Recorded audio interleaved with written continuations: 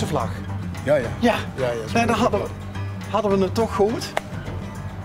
En waarom hangt vandaag de vlag goed? Wist je dat niet? Nou, help me even. Het is de 11 juni hè, van de treinkaping. Hè. Het is herdenking. Hè. Dus denken de Molukse mensen ook aan die treinkaping. Hè. Dat zijn ook onze vrijheidsstrijders, hè, die jongens. Dus daarom hangen die vlag op. Hè. Moest je toch weten of niet? En dat is dan, hoe lang geleden? Het gaat toch 40 jaar terug ongeveer. Oké. Ja, ja. Als we denken aan de treinkaping, hè, Ja. dan vroeg ik me altijd af van, is het complete verhaal wel boven water gekomen in al die jaren? Ja, dan moesten we ook denken. Volgens mij is het een stuk geschiedenis. Hè. Voor wat zijn de Molukkers eigenlijk hier? Voor wat? Hoe? Ja, wat zien de Molukkers eigenlijk hier? Ja, dat zijn allemaal van de eerste generatie. Die zijn van 1951 hier aangekomen. Hè. Van de Nederlandse regering dan. Hè. Ja. En met de belofte dat ze hier eigenlijk voor 3 maanden zouden blijven. Hè. En dan na die 3 maanden kunnen ze teruggaan naar de Molukken. Dus ze hebben gewoon gevochten onder de Nederlandse vlag. Hè. En dat zijn ook echt trouwe soldaten. Hè. En die hebben gevochten voor de Nederlandse vlag hè, en de koningin. Hè. Zodoende zijn we ook hier aangekomen. Hè. Ja. En vandaag de dag, Ja. wat zien, hebben de Molukkers de erkenning gekregen die ze verdienen? Eigenlijk wel, hè. Dat hangt gewoon de Nederlandse regering. Hè. Dus de Nederlandse regering. Maar waarom is de 11e juni zo belangrijk voor ons? Belangrijk voor onze generatie, hè? Dat is ook generatie. Ja, ja. Tot en met derde, vierde generatie en zo gaat het steeds door, hè? Hoe heb je, want ik neem aan dat je dat nog wel op het netvlies hebt staan. Wie heb je die kaping beleefd? Ja, dat is gewoon eigenlijk onze jongens, zeg maar, hè? Die voelen zich besodemieterd, hè? Vertel nog even voor de jongere mensen, waarom voelden die jongens zich besodemieterd? De ouders, door de ouders. Door de ouders? Dus de jongeren, hè, die voelen zich besodemieterd omdat de Nederlandse regering, hè, de belofte hebben niet nagekomen. En ze blijven gewoon wachten. En opeens, ja. En dan is het zover, dus we moeten gewoon een actie houden. Hè. Dus in de media moeten ze dat ook weten, hè, snap je? En vandaar de treinkaping? Ja, door dat. Hè. Ja. Nou ja, het is niet echt goed afgelopen, de treinkaping. Ja, eigenlijk, het is niet goed afgelopen, maar... Is het achteraf gezien een goede statement geweest? Was het een goede manier? Ja, eigenlijk willen ze dat eigenlijk doen, maar kijk, we moeten wat iets doen. Hè. Dus in de media, ze moeten dat weten. Hè.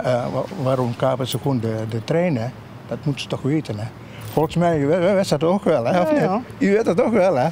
Ja. Maar is het nogmaals de vraag, is het achteraf gezien een goede manier geweest om aandacht te vragen voor de zaak? Eigenlijk wel, hè? Toch? Ja, eigenlijk. De Nederlandse regering die moet wel iets aan doen, hè? Gewoon de belofte, maar iets aan nagekomen, hè? Tot nu toe, hè? Tot nu toe? Ja. Dus het heeft eigenlijk geen resultaat gehad? Ja, eigenlijk toch wel, hè? Ja, gewoon resultaat hebben we toch wel veel bereikt, hè? Maar als je zo denkt, ja, met geweld los je niks op, hè? Achteraf, hè? Je kunt beter gewoon een gesprek houden, zo, hè? Gewoon een goede dialoog, hè? Snap je? Ja. Want dat geweld, van welke kant nou ook, hè, toen, is natuurlijk, ja, dat werpt altijd wel een schaduw over de zaak.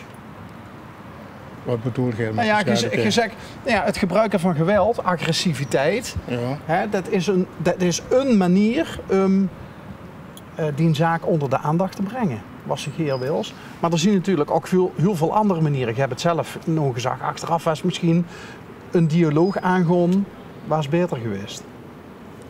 Ja. Want er zijn toch levens verloren gegaan bij de kaping. Ja, kijk, als je zegt bij de levens verloren gaat, wat hebben de Nederlanders toen vroeger gedaan? Hebben ook veel levens verloren, hè? In de Molukken. Hè? Dus ze moesten niet zeggen de levens verloren delen. Ja, dat is hetzelfde in de Molukken. Hè? Hebben ze zoveel slachtoffers gemaakt. Hè? Dat zijn de Nederlanders vroeger. Hè? Dat kan ik ook wel terug zeggen. Hè? Dus de mensen die bij die kaping om het leven zijn gekomen, die hebben hun leven dan voor een goede zaak gegeven? In principe wel, hè. Zijn dat martelaars? Ja. In de ogen van de Molukse gemeenschap? Ja, dat zijn martelaars, hè. Ja. Die hebben zich, de mariniers hebben zich gewoon vermoord, hè. Die hebben zich al overgegeven, maar die zijn vermoord, hè. Want als ik het me goed herinner, worden de ramen van de trein allemaal afgeplakt, hè? Ja. Ja. Ja, dat Dus weet je toch wel goed, hè? Ja. Dus eigenlijk koos ze niet goed zien, kozen de mariniers niet goed zien wat er gebeurde in de trein. Ja, eigenlijk kunnen de mariniers niet zien, hè? Nee. Je kunt niet van binnen zien wat het al gebeurd is, hè? Dus het had eigenlijk ook anders kunnen aflopen. Eigenlijk wel. Het had een beter einde verdiend. Ja, eigenlijk zijn ze ook ongewapend, hè? Ze zijn ongewapend, hè? Is er ergens een plek voor die jongens waar ze herdacht weren? Hé, dat weet je toch wel, hè? Ja, nee, help me even. Jawel, Ja? het is in Assen, hè?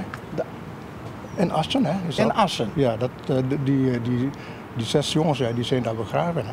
Een apart begraafplaats. Het is zo lang geleden. Nee, dat wordt iedere dag herdenkt, hè? Ieder jaar, hè? Maar, daar gaat je dan ook naartoe? Is wel, af en toe, ja. Af en toe, niet ieder jaar. Ja, ja. Maar als dan zo'n herdenking is, hè, zijn dat dan vooral Molukse mensen die er komen? Of eigenlijk alleen maar Molukse mensen? Voor iedereen is dat, hè? Ook Molukken, de meeste Molukkers, zeg maar, Assen. Maar komen daar ook witte Nederlanders?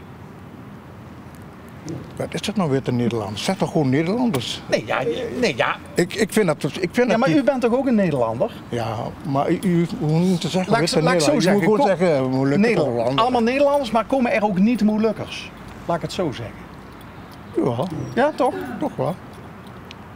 Ontstaat er dan nog een soort van dialoog? Toch wel, hè. Ja? Een dialoog, hè. Dus er wordt wel gepraat over Zeg maar... over de Molukse zaak. Over de, ja.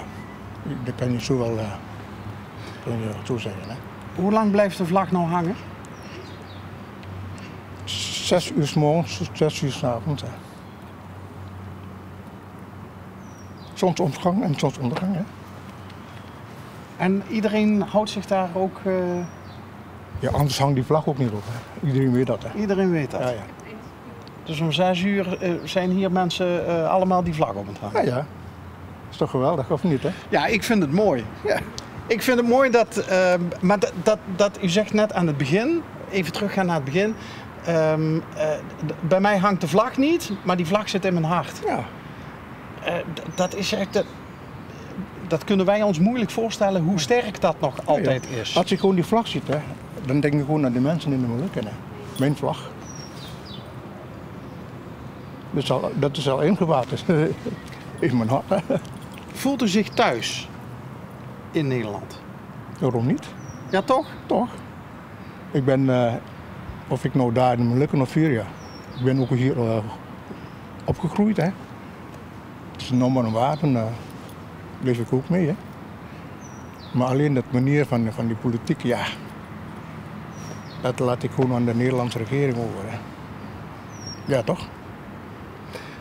Nou ja, je ziet toch ook steeds meer dat mensen uit, of dat nou Turkse Nederlanders zijn of Marokkaanse Nederlanders, dat ze zich ook meer politiek gaan manifesteren.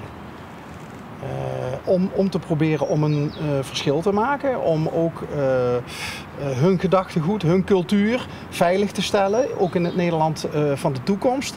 Zou dat ook iets zijn voor de Molukkers om dat te doen? Ja, kijk, als je nagaat hier in Nederland, hè, zeg maar in iedere provincie hebben we een eigen wijk, alleen maar voor de Molukkers. Hè. Dus we hebben hier een eigen gemeenschapshuis, een eigen kerk, met traditie, met cultuur. Hè. Dus we behouden de mensen zo bij elkaar. Hè. Het cultuur mag niet weg zijn. Hè. Dat is gewoon van de Molukkers hier in de wijk. Hè. En, ja, alles, en wij zoeken allemaal één, hè, zeg maar één. Ja. Nou ja, je hebt bijvoorbeeld in Venlo heb je ook een echte Molukse samenleving. Wijk. Ja. Een Molukse wijk. Ja. Ja.